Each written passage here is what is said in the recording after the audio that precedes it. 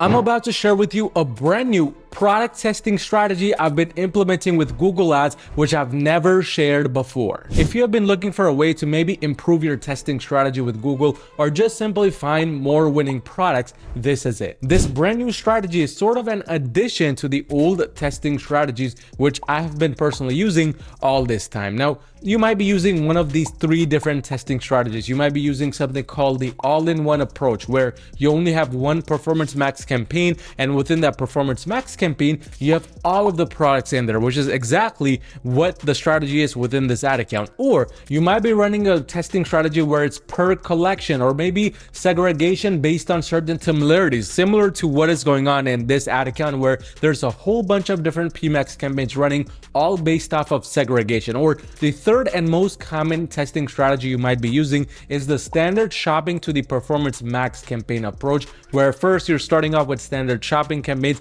trying to get some results, and then moving on to Performance Max campaigns to utilize the smart bidding strategies. All these three are still viable strategies to use, and as you saw, a lot of the ad accounts still continue to work. However, this new strategy, there's a lot of different benefits that are associated with these strategies, and the reason why I even developed this brand new strategy is because these old strategies, even though they're ideal, they leave too much room for Google's added control and too much room for just missing links. One of the main benefits is this new approach makes the number of products which are actually untested very small. The second biggest benefit is this strategy actually helps create internal based segregation. So this strategy naturally involves segregation and naturally causes you to create more campaigns. But the third benefit here is it actually helps keep the account structure clean, because when you try to go the segregation route where you have multiple different campaigns running, there's a very high chance you might end up putting one product in multiple campaigns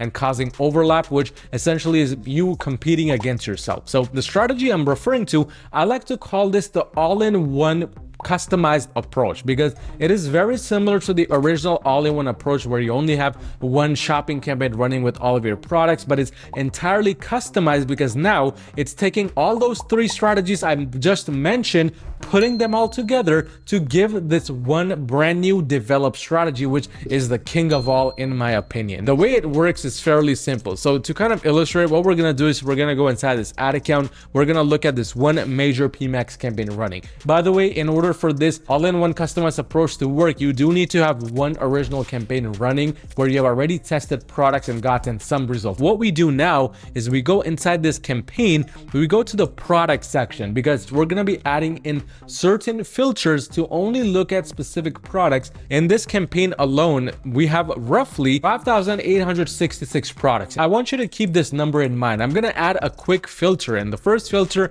I'm going to add is product status. So we want to make sure we're only looking at the products that are enabled inside this campaign and not just all the products which are also disapproved. So the enabled ones, it goes down to 5,419. Now we're going to add in one more filter, and that filter is the clicks filter. So we only want to look at those products with clicks less than one. So now with that filter in place, we see 4,273 products with a less than one click, meaning these products did not get a single dollar in ad spend, where some did. They got 7 cents in ad spend, 4 cents in ad spend, but no link clicks. That simply means these products are our hidden potential products. These products never were tested in the last 30 days. This is what we want to focus on, because Google applies the 80-20 rule to the campaigns, where 80% of the budget goes towards those 20% of the products, bringing in majority of the link clicks, bringing in majority of the revenue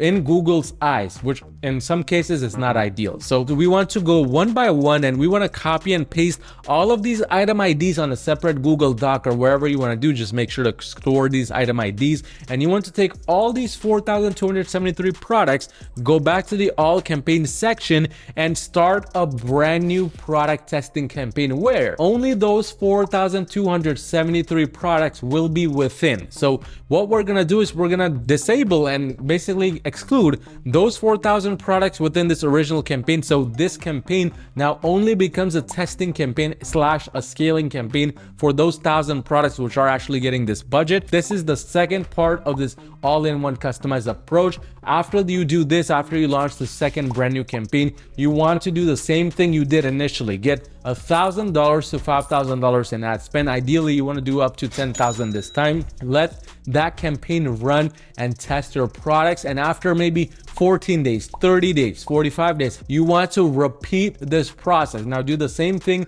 with that second campaign. Go inside, do the filters, do the product status ready to serve filter, clicks less than 1 filter, and you will notice the same thing happening with that campaign. And now that's where you go and launch that third testing campaign with all of the products that you add to that third campaign excluded within the second campaign. So you're kind of going down this rabbit hole of testing different products one after the other while adding the segregation your ad account needs to really scale to the next level. Over time, you will start to add more and more testing campaigns, and as you add more products to your store, at the end you might have 4 or 5 different testing campaigns, which, by the way, you can also transition into scaling campaigns. This is the strategy we're implementing not only on my own brand, but also a lot of my clients' brands under my Google Ads agency, Your Marketing, which if you're currently doing $40,000 or more per month in revenue and you need just a little bit of extra help scaling your brand to the next level with Google, go onto my website at yourmarketing.com and book a free call with me to see how we can potentially work together and make that happen. I want you to go ahead and watch this video on how to triple your click-through rate with Google Ads, one of the easiest tricks you can do right now to not only get more results with Google Ads in general, but also when you apply this testing strategy.